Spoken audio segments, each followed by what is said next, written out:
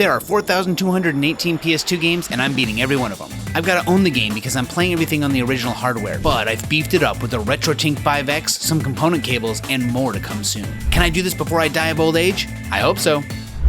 The SpongeBob SquarePants movie video game was developed by Heavy Iron Studios and released in the US October of 2004. Following the plot of the first SpongeBob movie, this game came hot off the heels of Battle for Bikini Bottom and reused many assets from that game. Scores were average, citing that while it was fun, still clips from the movie and frustrating driving controls held the game back. It holds a Metacritic average score of 75 for the PS2 version. Can I beat this movie game? The SpongeBob SquarePants movie, the video game, is a fine game, I suppose. It takes after Battle for Bikini Bottom quite a bit because it was made afterwards and they reused a lot of assets. I mean, it did allow them to make another game. However, I think it suffered in some areas and was, at most, a linear SpongeBob experience with some decent mechanics at least, which is nice. So, let's start with the journey. As the title implies, we follow the story from the very first SpongeBob movie where Plankton steals Neptune's crown and blames it on Mr. Krabs. And this is not doing the movie any favors. We really get very little of the actual movie in this game. I mean, apart from the fact that we get some stills, which are ungodly terrible. There's in between each of the levels when you're getting a still from the movie, they don't even seem to be correct. Those stills almost seem like some of them were ripped, some of them had to be redrawn just for the game, and we don't get any voice work from the movies. It's all Tom Kenny actually coming in and doing a separate voiceover because a lot of things needed to be reduced just so that he could go through them quickly so you get a gist of what's going on. Then the levels are shoved in there where there's no space for a level to actually be. So while the game itself mechanically feels like Battle for Bikini Bottom, this just feels weird with how they have it set up. It's not terrible, and I know a lot of people like this game. It's a fine game. I give it a C on my tier list, but it's just the way that they structure it is kind of weird. So as you go through each of the levels, the point is to find Goofy Goober coins. Each level will have a different number of coins available because you don't just get them by completing the level, but you get them by completing challenges. And those challenges could be anything from a combat arena or some kind of platforming section, or it could be an entire level itself having a specific time limit or score limit that deals with it and that you must do better on. And those ones are usually the ones that have to deal with driving or sliding down a slide. Other levels, the ones where you're walking around, are the ones that have the bonus stages. You must collect enough Goofy Goober coins to actually get through the entire game because you get very important moves for each of the characters, so you've got to get them. You have no choice. Now you get to choose. There is some choice because some of them are very difficult to do. The challenges are a little bit more tedious rather than even fun. So you choose the fun ones as much as you can, and you should be able to get enough without too much of a hassle, or at least that's what I did. As I head through the first stage where SpongeBob and Patrick wake up after a night of eating ice cream at Goofy Goober's, I'm collecting these weights, which are manliness points. And these manliness points go into a meter at the top right of the screen. And when you get enough, you level up. And when you get enough points and get a level up, you can spend that point on some of your abilities. You can either upgrade your health or one of your other abilities that does damage, and they can do something extra, such as the spin move that both of them have. If you spin, you can start to deflect projectiles thrown at you. So that's actually kind of an important thing in the game. It's something that I didn't realize was going to be important for a boss fight later, so you need to upgrade these points. Now the health ones you don't necessarily need to upgrade, but it's helpful of course. You probably want to at least once, because having an extra health can always come in handy, especially when the game starts to get a little bit more challenging later on. Honestly, that is it for the differences and similarities between it and Bikini Bottom. We just go on with the story at this point. Now, when I'm doing these stages, I also have to complete bonus levels, and this is one of them. It's the combat arena. When you complete it, it will give you a Goofy Goober coin, and as I go throughout the game, I'll be able to go to the pause menu, just like in Bikini Bottom, and teleport to a level I've already been to. And I can actually do the challenges by teleporting there and finding out where that challenge is, or in the case of a level like the Paddy Wagon levels, where the challenge is a time limit based, you just start at the beginning and you choose that challenge and you try and get that time limit. That's about it. Once you obtain the Goofy Goober coins, you can use them to give to Mindy, and she will allow you to get further into the game. This one gets me the cartwheel move for Patrick. Each of them has 4 moves, an attack move, and then 3 kind of utility moves. Some of them do deal damage, like SpongeBob has his Sponge Bowl, which is from Battle for Bikini Bottom, as well as his Sonic Wave, which is the same thing as the Cruise Bubble from Bikini Bottom. This just is a Sonic Wave from a guitar. It's the same thing, essentially. It still fires something out and you can control it. And Patrick gets a cartwheel and the ability to smash things by slamming him to the ground or swinging with his tongue on ice. Going through each of the levels, there's a very clear beginning and ending to the level. And when you come back to them to find the bonus areas, you've actually got to go through a bit of the level to find where they are. I believe you can teleport to random spots in between the levels like checkpoints, but it's not clear where the bonus levels are right away. You need to find them, and as you find them in the game, they will tell you that a bonus is unlocked. So you should be able to find it, and each bonus correlates to either SpongeBob or Patrick in a couple different ways. Sometimes you can just be either one for a combat arena, but most of the time you'll do like the ice block challenge can only be Patrick, the platforming can only be Patrick, and I think SpongeBob can only be the Sonic Wave one, so you gotta choose who you need for each challenge. This is our first driving stage of several, and they each kind of follow a different type of driving. This one is just drive from start to finish, and the challenges are time-based, but there's another one that you'll have laps that you must complete, and the course kind of changes each time, which we'll see that when we get there, but it's interesting what they decided to do with the driving. I really don't understand why they put the driving in this game. It's fine, I guess. The driving's kind of a little squirrely, but it's not so terrible. Most of the time you can get through about the first time you go through. I think the challenges can be difficult sometimes. Overall, the driving is mediocre. So the whole goal, of course, is to stop Plankton, and the very first thing we actually do to stop him is to break these radio towers. And I don't remember this in the movie, but we have to go around the desert type area breaking some of the towers. Now, we're not able to do all of them here, because once we leave here, we get our first slide. We actually have to continue to break radio towers here, so we've got to pay attention to where we are on the track and make sure that we get to the right areas so that we can break the towers. I don't know if there's a way to get lost. There are some shortcuts and some extra ways you can go, but overall, I think just going forward and making it over the jumps, these are actually a little bit more difficult than anything else. You can die right away by falling off the edge, of course, something you can't really do very often in the car racing parts or the just walk around the ground parts. I mean, sure, that happens a little bit more, but there are checkpoints. This you have to kind of start. There aren't very many checkpoints, and when you do the challenges, these are some of the harder challenge levels to do. The next part of the movie has them trying to get the key back to their paddy wagon in the bar that they visit. However, this is obviously extremely extended because the bar scene isn't that long, and this is actually a fairly long level that they add a lot of stuff. There's a lot of liberties just to make sure that we had stuff to do. So it's fine. It's a linear level. We go through and we have to watch some of the enemies. Some of them have worms as if they were dogs, and they're really tough because they don't really give you a chance to hit them. These challenges were almost like Monkey Ball, and I kind of liked them because they're like Monkey Ball. I mean, it's essentially the same thing. You're guiding SpongeBob as a ball along a track, and it's pretty fun. It takes me a couple times to learn maybe the timings to coming off of some of these little looping ramps and some of these blocks that can send you go up in the air, and the ones that drop underneath you. It was kind of fun. I actually like these ones. This was the weird racing level that I told you about that has... It's not actually in the movie. Once they got the key, they get in their car and they leave. But here we actually can't leave. The gates are closed for some reason. And so we have to make 3 laps around this track. And we need to get all 5 keys to the gate. And if you don't collect it, well, you can come back around again. And it's not a hard one, I guess. It's more just annoying. I didn't realize that there were only certain ways you could go during certain laps. So I was really confused because the challenge for this one, of course, is time. You need to beat this one very quickly once you get to the challenge part. So it was hard to figure out where you could and couldn't go. Just as a story level, it was fine. I mean, it took a few minutes to get through each lap, and eventually you get all the keys.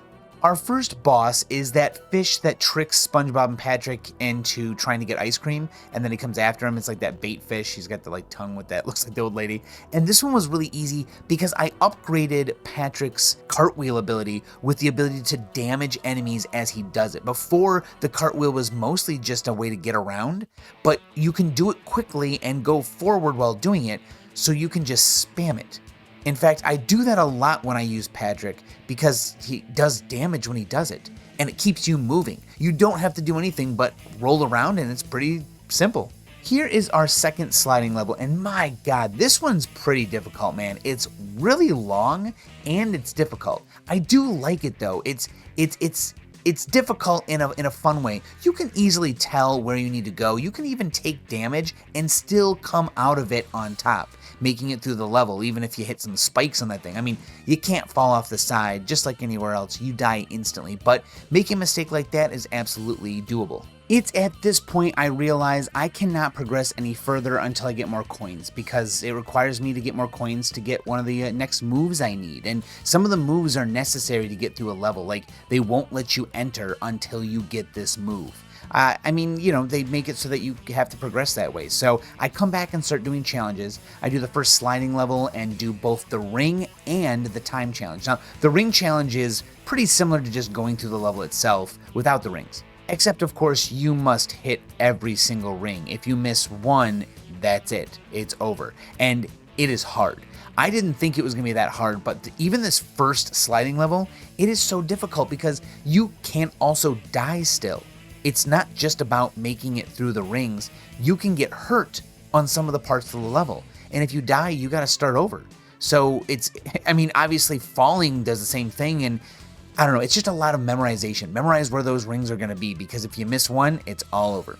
Oh man, the time for the next racing one, the downhill one, is tough, man. It's tough. It's such a tight time to beat, and you must take the shortcuts. You've got to. You've got to find them, and you've got to take them. I finally get enough Goofy Goober tokens to get the bowling ability for SpongeBob, which is exactly the same from Battle for Bikini Bottom. But hey, you know what? It works. It's fine. It's a fine ability. It's kind of neat. They make you do some little puzzly things. At this point in the movie, where there are men and they're going through the Monster Trench, which is actually a song. So doing this right here, it's all brand new territory, never seen before in the movie, obviously. And they had their cute little mustaches. Oh man, the jumping from wall to wall thing is back from Battle for Bikini Bottom from a couple places.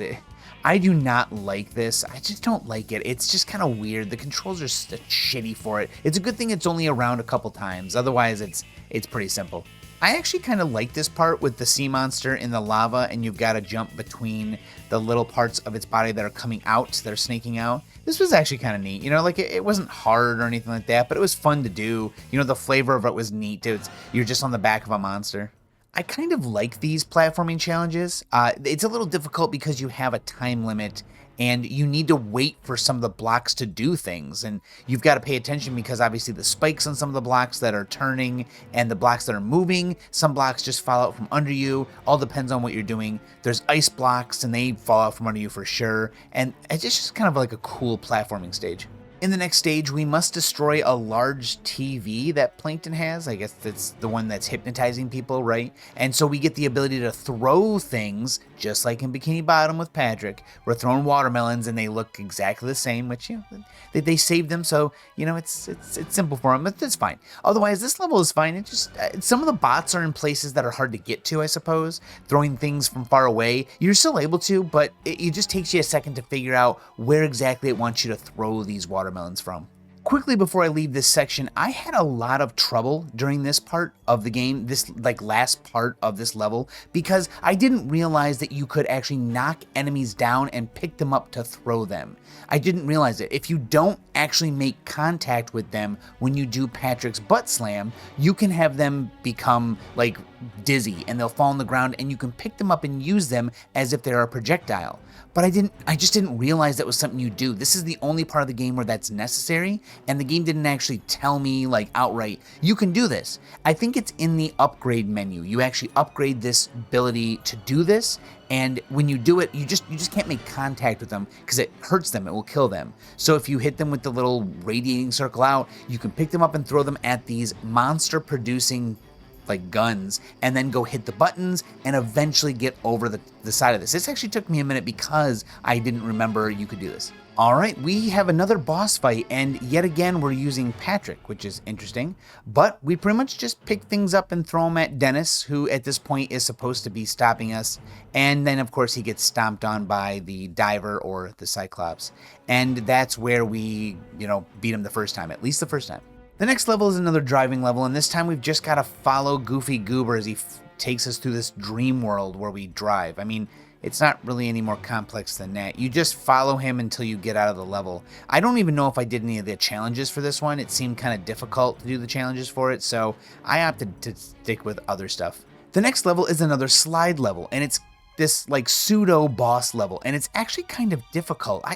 I don't think I like this one because it's difficult to tell where you're going. Now, what you're doing is you're sliding down the hoses inside of Shell City, which is actually just a little novelty shop for, waters type diving things. And so you're trying to escape and you need to hit faucets. Now, the faucets are random places on these ropes or these hoses, but you don't have any there's no funnel towards anything specific. You are supposed to go around these and find out where to jump, and then find out where the little off nozzles are and then hit them. And when you do, you were able to beat the level. It's just kind of jarring out of nowhere. This slide level, you go up and there's no like start to finish, which generally to me that's what sliding levels are. It's a clear start and finish. This one's just I mean, it's interesting for sure. I don't think I liked it that much though.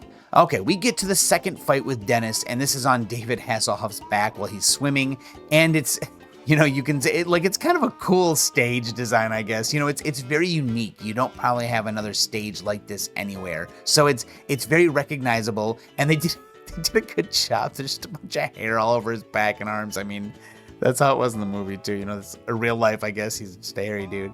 But this was difficult because I didn't realize that the easiest way to do this was to reflect Dennis's knives back at him by standing still and then, of course, upgrading your attack to reflect stuff back. This is one of the parts I told you it was kind of necessary because otherwise this part is so hard. I mean, these little dudes spawn and they can kill you very quickly. I mean, they hit you very easily and they spawn often enough that they will kill you before you even have a chance. Now, he jumps around when you get close to him, so you cannot just get close to him. You must focus on reflecting his stuff back and stopping these guys from getting you.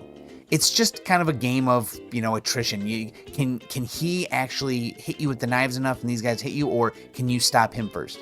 We get to a non-existent place in the movie. It's Planktopolis, and we must go through and we get the Sonic Wave guitar for SpongeBob, which is very late into the game. We get an ability, and we have to just break some statues that have control over the Buckethead people, which I think in the movie, I don't remember that happening, but hey, you know what? Stranger things have happened. So we go around here using the Sonic Wave guitar thing to hit buttons from far away and fight some robots from far away, which makes it a lot easier. And of course, this is just like the cruise missile from Battle for Bikini Bottom, so it's nothing new here. If you know that game, then you'll know this ability pretty well. Otherwise, it's a pretty perilous. They've got a lot going on in each of the levels. There's a lot of enemies, and getting the upgrade for the bubble bowls so that it does this crazy area of effect is kind of helpful, especially when you're surrounded by all these dudes. Otherwise, I mean, it's a fine level. I will say though, this part where Plankton's statue is zapping the platforms underneath you with his eye, and you must hit him in the eye with your sonic wave, is difficult. Rocks are flying out of the pedestals nearby, flaming rocks, and I thought, oh, maybe I can use the bubble bowling, but no. Even with the upgrade, it doesn't hit him. You must find a way to shoot the sonic wave after he does his stuff and just before he opens his eye, and hope that you also don't fall off of this thing. It's kind of an insane part to do. You've got to be quick. I spend about an hour or so doing challenges to get tokens before I can actually do some of the last 2 levels. So I opt to do this Sonic Guitar Challenge, which is very difficult, but I decide I'm going to do it. You must use SpongeBob's Sonic Wave to go through these rings, kind of like you were when you were doing the sliding, except that you must control the Sonic Wave, and they put the rings up in some of the most weird places. Now, what you're seeing is my very last run. Of course, it's the run that I completed this thing in. I had to memorize where these things were because some of the turns you take are way too sharp. Some of the areas that they hide the rings in, because the level is littered with stuff, it's hard to find. And at the very end, they do a goddamn fake out where the rings send you close enough to the ending target to make it look like that's what they want you to do, go for the target. Nope, after like a minute straight of flying this thing around properly, I go for the target and it's not the correct way to go. I have to go on the other side of the target, and then I go through a couple more rings before it brings me back to actually hit it. It's difficult. I don't know how a kid would have done this, man. I mean, I had problems as an adult. You know what, though? I feel like when I was younger, I would have been able to do something like this and not even think twice about it. You know what I mean? Like, you're a kid and you spend an hour or two on this, you finally get it, and you're like, yeah, and then you never remember it again. Something like that. But they did a good job. It's just a little too difficult. Like, I can't believe how long you spend having to be focused and remembering where these rings are, because like I said, some of them are large turns, up, down, left, right, that make it hard to, you have to know where the next ring is. That's what it is. And the angles you come at some of these rings and the spots you come at them where they're halfway into some like platforms on purpose, behind boxes that will stop the Sonic Wave the second it touches it. Man, I can't believe how long it took. Okay, the last driving level, right before the final boss, it's simple. It's just go through here. There's some like cool little puzzly bits that try and stop you. You can go through some of the shortcuts to make it a little easier. Obviously, it's trying to stop you. It's the end of the game, so the game doesn't want you to win. So it's a little bit more difficult than your other racing levels. The last boss is King Neptune, and this boss fight's actually kind of neat, although frustrating. You must walk around and spin some of the Krusty Krab tables around while he fires at you. Now, it's not always from this perspective, but when he's sniping you, you must go around and switch the tables around. Then you go in front of Mr. Krabs, who is ice. And when he shoots him, the laser will bounce off of him onto the tables and then hit himself. He's too good at aiming to do anything else, so you've got to trick him into hitting himself. Now, it's still difficult, man. He's so fast, and the lasers happen quickly. Now, this is not even the hardest part of the boss fight, but it does take a minute to realize what they want you to do and how you need to set it up. Otherwise, once you get through this part of the boss fight, not too bad. This boss fight is set in 3 phases, and this second phase is where he still needs you to do the sniping part, and it's annoying now because he's testing your ability to jump. Now, this last boss also has a weird caveat that I do not like. And for a kid's game, more at least towards a kid's game, I mean, this is SpongeBob we're talking about here. If you get hit by him, he resets his whole phase. Now, not health-wise, but what you need to do is you cannot get hit one time until this happens right here and you go and hit him. If at any point he hits you, he will restart all of his animations over, meaning you have to do all your dodges, you have to get the tables turned around, and you have to have him reflect the thing off him and then hit him. So you don't want to get hit. And his third phase here is the hardest. You now have almost no space to walk. He still does the same attack, and you must still turn the tables around. Enemies spawn in all over the place and try and hit you, and the pulses just... it's so difficult because you've gotta pay attention to where the center of the pulse is, because sometimes it doesn't reach you. He may shoot it too far back. Sometimes it lingers way longer than you expect. The enemies throw things on the ground that stay there, and then you have to watch out when you land on the ground because it might still be there. And if it knocks you off the side, woohoo, start back over from that spot, which... if you hit him twice and you have one more hit left and you've been trying really hard, it is a little bit demoralizing for him to knock you off and then immediately start back over from that phase. It's an interesting boss fight because of the mechanics, but it's also a frustrating boss fight because of the mechanics. So I can't say I didn't like it, and I can't say I liked it a lot. All I can say is that it is a boss fight, and it's hard. And it took me a long time, but that's it. Game number 98 complete. SpongeBob, the movie game, was okay. It used a lot of assets from Bikini Bottom. I gave it a C on my tier list. I think I said earlier, it's an okay game at most.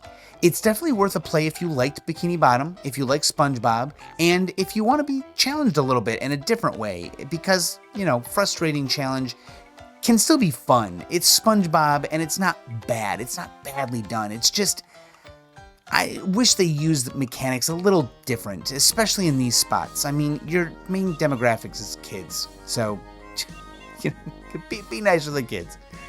Anyway, all right, thank you so much, everyone, for watching. I really appreciate it. Thank you for anyone who watched this far in the video. Thank you to all the people who have donated to the channel through either memberships or just straight up donations, Patreon, YouTube, and Twitch memberships.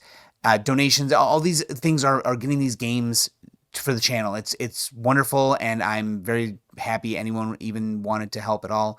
So this is another request, of course. Thank you so much, everyone, for requesting games. That's another thing. I thank you for requesting games. These games are so much fun, and I've never played some of these games, so it's really cool to play them for the first time. I'm glad to try all these new games. So if you have a game request, make it interesting, make it crazy, make it random, make it one we don't expect. Anyway, I'll be back for video number 99 soon. Later.